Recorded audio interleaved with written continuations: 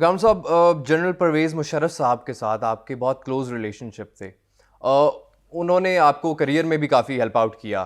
یہ کیا کہانی ہے؟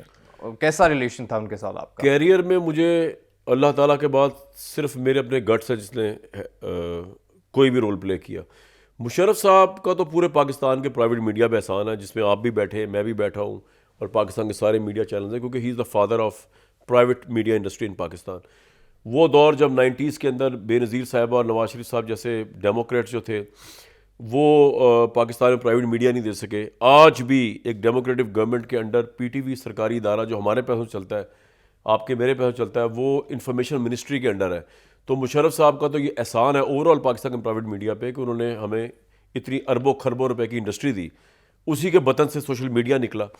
تو مشرف صاحب نے یہ تھا کہ مشرف صاحب نے مجھے انکریج بڑا کیا. میں اکیڈمک تھا، گورنمنٹ کالج میں پڑھایا کرتا تھا، تو انہوں نے مجھے بڑا انکریج کیا کہ ان کو مجھے میری آواز بڑی پسند آئی، ان کو میں بھی بڑا پسند آیا، اور مجھے وہ بڑے پسند آئے. تو انہوں نے مجھے کہا کہ آپ اسکرین پہ کیوں نہیں آتے؟ تو میں نے کہا سر میں بڑی اسکرین پہ نہیں گیا، جو اصل اسکرین ہے، یہ چھوٹی اسکرین